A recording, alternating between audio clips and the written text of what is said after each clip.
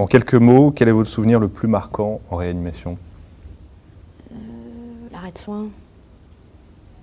Le premier. Une jeune transplantée de 12 ans qui court dans un couloir et qui me saute dans les bras. C'est jeudi après-midi, pendant un nombre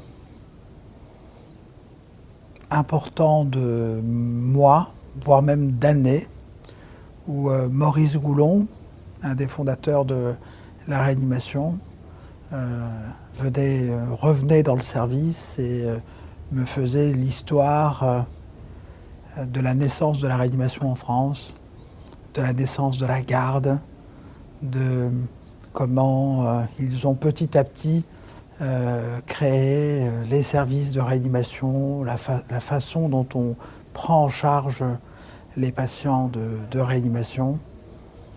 Je crois que ça restera l'un de mes meilleurs souvenirs de la réa. Lorsque j'étais interne, dans un hôpital qui se trouve porte de Saint-Ouen, il était 5h30 du matin, c'était l'été, le soleil se levait doucement sur le bidonville sous le périphérique. Et c'était une intubation d'un transsexuel avec à l'arrière mon chef qui s'endormait doucement.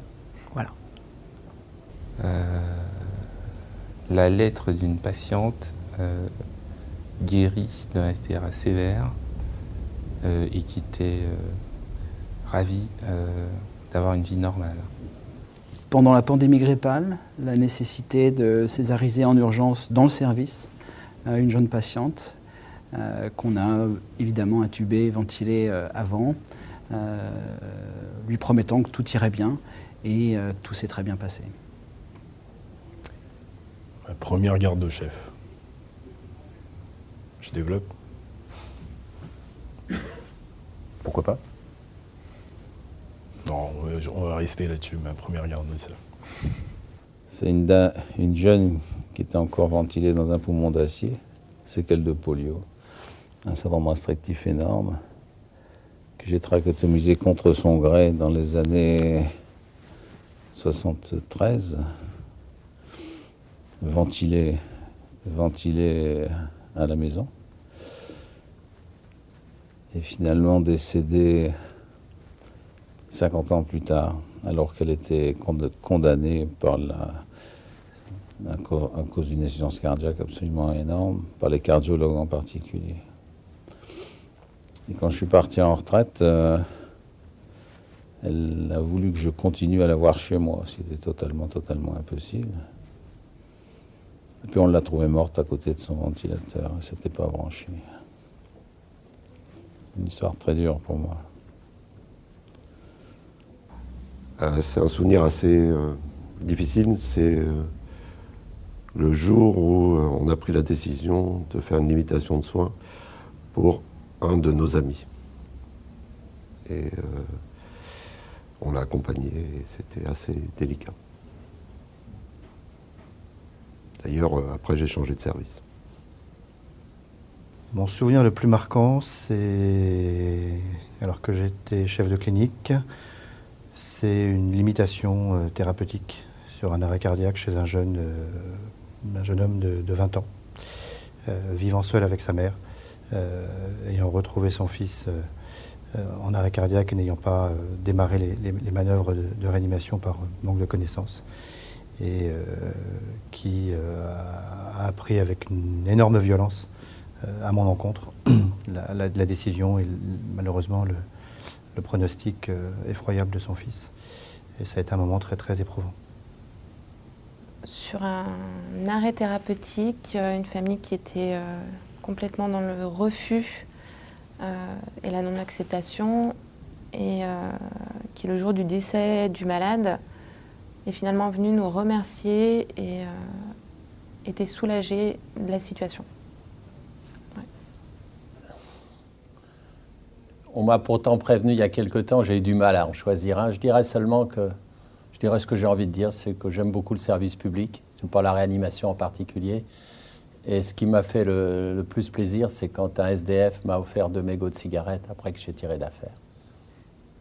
J'avais signé un certificat bleu pour une détresse respiratoire J'ai fait 200 mg de corticoïdes avant d'aller dormir. Et le lendemain, la personne était quasi extubée. Voilà. Et elle a 2 enfants maintenant. Voilà, ça c'est un beau souvenir. Une étude clinique où les échantillons devaient être prélevés de nuit et transportés par avion de Lausanne à Bruxelles. Et c'était moi qui m'en chargeais. Et c'était le seul moyen que les échantillons arrivent à temps pour être dosés. C'est pas facile parce qu'il y en a beaucoup. Je dirais ma première garde, parce que je m'en souviendrai beaucoup. J'avais essayé d'être de bonne volonté, je savais pas faire grand-chose. Je me souviens qu'à 3 h du matin, en voulant aider ma chef, j'ai mis mes mains non stériles dans le champ. Et j'y pense régulièrement. Et ça me fait réaliser quand même que j'ai parcouru un peu de chemin. Un patient qui revient nous voir tous les ans au mois de janvier pour nous souhaiter bonne année. Et qui s'est tiré d'un choc septique très grave sur une pneumopathie. Et qui est très heureux. Et qui dit qu'il est plus heureux après qu'avant.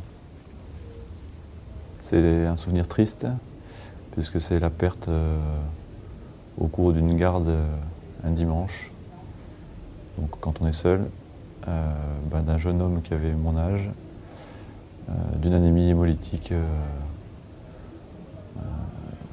et qui, du matin où je suis arrivé jusqu'au lendemain matin, m'a quasiment occupé à lui tout seul et malheureusement est décédé au terme de la garde.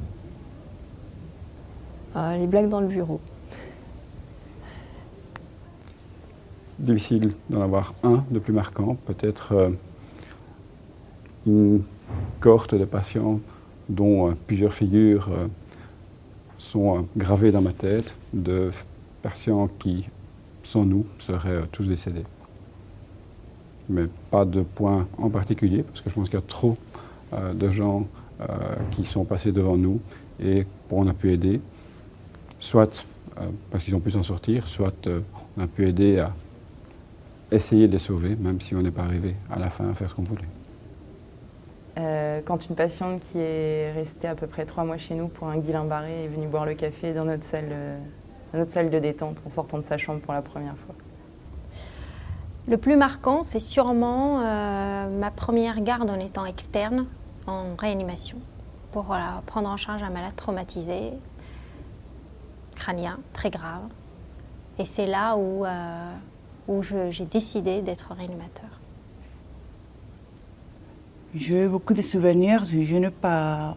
Peut-être le premier arrêt pendant le chirurgien, quand je suis arrivée à l'hôpital, au chirurgien, le premier arrêt cardiaque, parce que j'ai vu l'importance de mon travail.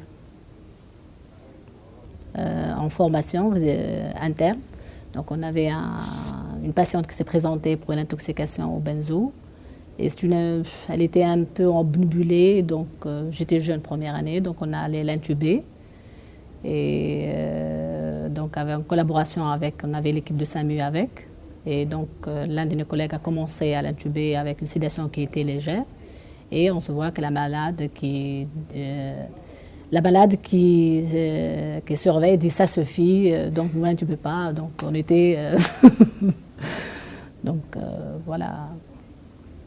Quand je faisais la réanimation en Bosnie, j'avais été appelé pour un patient, par la famille d'un patient qui était dans un service, décrété presque mort par les médecins de ce service, dans le coma. Et le médecin avait décrété qu'il ne fallait pas qu'il soit réanimé, parce qu'il était vieux, pour plein de raisons. Et le neurologue avait décrété que ce malade était tétraplégique, était en train de mourir, et finalement il avait juste une acidose hypercapnique.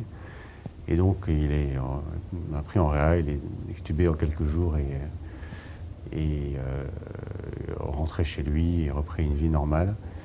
D'abord, c'était extrêmement gratifiant parce qu'en plus, c'était quelqu'un de connu à Sarajevo et il a porté le message.